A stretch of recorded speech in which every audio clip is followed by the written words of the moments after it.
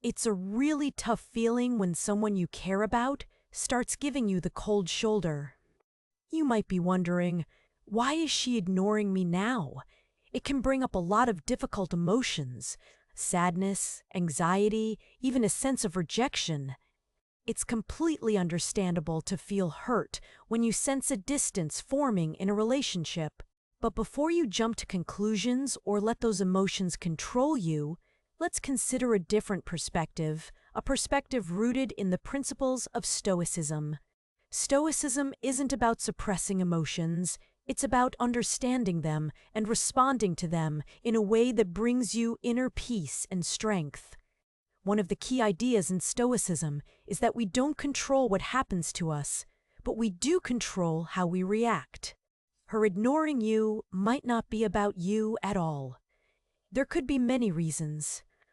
Maybe she's dealing with a lot of stress in her own life, work pressures, family issues, or personal struggles. Sometimes people withdraw when they are overwhelmed and need space to process things. It's important to remember that her behavior is likely a reflection of her internal state, not necessarily a judgment on you. This is where acceptance comes in.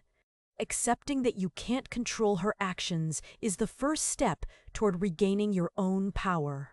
Another possibility is that there's been a misunderstanding or a communication breakdown. The activity-based state creates a shared focus and allows for natural bonding.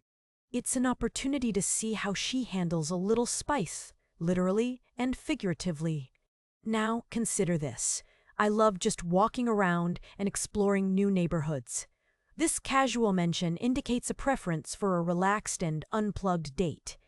It suggests she values exploration and enjoys a low-key atmosphere. A stroll through a charming part of town, a visit to a local park, or even a hike in a nearby nature trail could be perfect.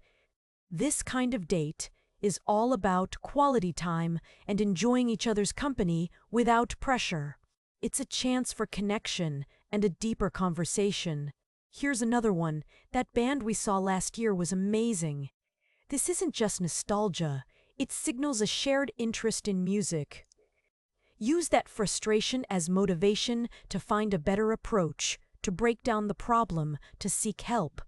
It's a sign you're stretching yourself, and that's how we grow. Next up is discomfort. Stoics believe that true happiness comes not from avoiding hardship, but from our ability to handle it. Actively seeking out small doses of discomfort can build resilience. This doesn't mean jumping out of airplanes. It could be taking a walk in cooler weather, trying a new challenging workout, or even having a difficult conversation. Each time you step outside your comfort zone, you strengthen your ability to cope with whatever life throws your way. It's about facing adversity head-on, not running from it. Then we have minor annoyances. We often get really upset about small things: a slow driver, a misplaced object, a delayed appointment. Stoicism teaches us to practice acceptance, accepting what we cannot control. Instead of letting these things trigger anger or distress, try to view them with a little detachment.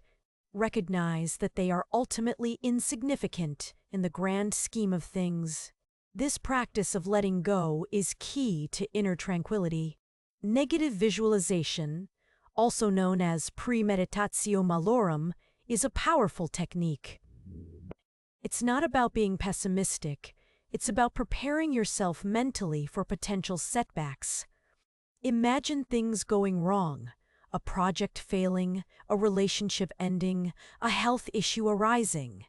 By contemplating these possibilities, you reduce the emotional impact when they actually happen.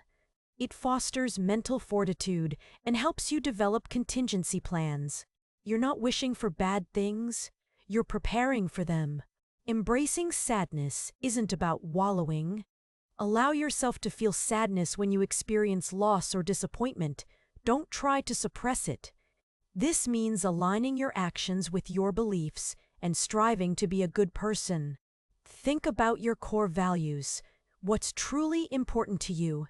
Then, make a conscious effort to live in a way that reflects those values. This could mean standing up for what you believe in, being honest and trustworthy, and treating others with respect. When you live with purpose and integrity, you build a strong moral compass that guides your decisions and earns the respect of others. However, it's important to acknowledge that Stoicism, while offering incredible tools for emotional regulation, doesn't fully address the issue of abuse or deeply unhealthy dynamics. The video doesn't delve into the complexities of recognizing and escaping abusive relationships, or the situations where detachment is a survival mechanism rather than a path to peace. These situations often require professional help and a different approach. So, if you're struggling with a difficult relationship, consider exploring the principles of Stoicism. It might not solve all your problems, but it can empower you to navigate them with greater grace, strength, and self-awareness. While the principles of virtue and reason are powerful, truly mastering interpersonal relationships requires a nuanced understanding of human psychology, a dimension that could be explored in future videos.